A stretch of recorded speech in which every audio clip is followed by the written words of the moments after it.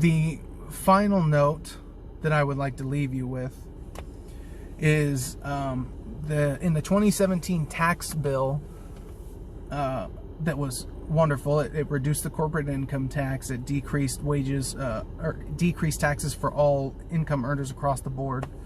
But above and beyond that, one of the coolest things that it did was it created this one of the few tax exemptions and credits that I believe is worth having, and that is opportunity zones. So I talked about realized capital gains. What the opportunity zones did is it made it so that in the poorest communities in each state, the governor could designate those areas as opportunity zones, and any company that invested in those areas and held that investment for more than 10 years got a capital gains tax exemption. What did this do? This flooded those areas with in the first year with about $100 billion of new investment that they had not had and they wouldn't have gotten if it weren't for this policy. It gave all of those communities a whole bunch more investment, and it directed private sector investment into those areas, but it didn't give any details as to what the decentralized actors in that area as to what they need to do. There were no strings attached. It was just saying direct your investment here, and that I think is a tremendously valuable policy. So it's a realized capital gains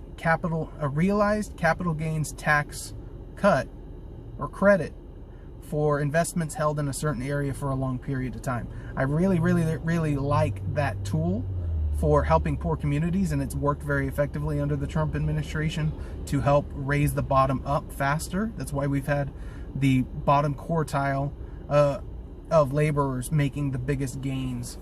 I think so. At least blue collar versus white collar, but I think it was the bottom quartile was making the fastest wage gains out of all of the four, which was really cool.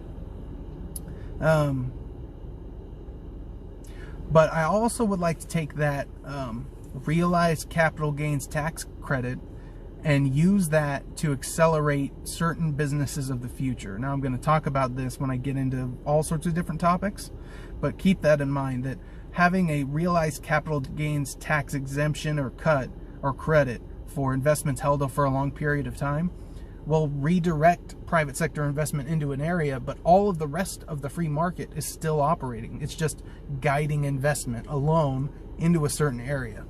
Tremendous. And I'm a big fan, and I would like to use that kind of a tool in the future to accelerate all of the industries of the future.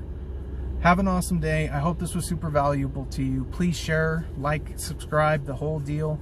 And if you want to support this channel, leave a comment or leave me a tip. Peace.